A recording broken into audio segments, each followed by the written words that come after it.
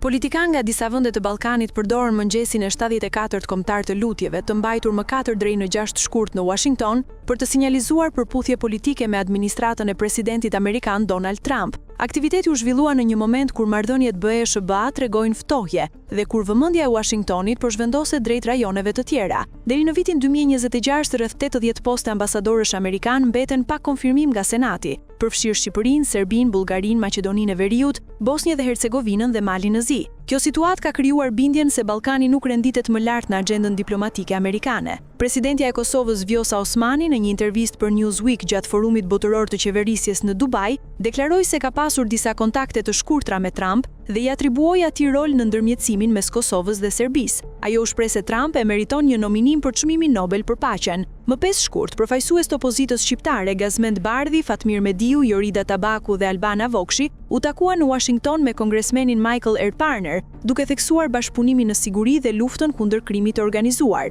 Presidenti i Malit të Zi, Jakov Milatović, zhvilloi takime me ligjvënës dhe zyrtar amerikan për çështje politike, ekonomike dhe të sigurisë. Zyra e tij e përshkroi vizitën si vazhdim të marrëdhënieve dypalshe. Serbia nuk konfirmoi publikisht pjesëmarrje të nivelit të lartë. Ish ambasadori Milan Seprotić e lidhi këtë mungesë me sanksionet amerikane ndaj kompanisë naftës NIS në tetor 2025. Nga Republika Srpska, Milorad Dodik mori pjesë pas heqjes së sanksioneve amerikane në fund të vitit. Perëndimi vazhdon ta konsiderojë retorikën e tij separatiste si faktor destabilizues. Rumania u përfaqësua nga kryetari i Senatit Mircea Abruden, i cili falenderoi SBA-n për mbështetjen në siguri dhe bashkëpunimin në minerale kritike. Në Bullgari, lideri i Gerbit Bojko Borisov deklaroi se Sofia nuk do ta ratifikojë pjesëmarrjen, duke përmendur probleme të pazbuluara në marrëdhëniet dypalshe. Koment editorial. Pjesëmarrja e politikanëve ballkanik në Washington tregon përpjekje për të ruajtur akses politik në një administratë që po ul nivelin e angazhimit në rajon. Deklaratat për afërsi me Trump nuk shoqërohen me emërime diplomatike,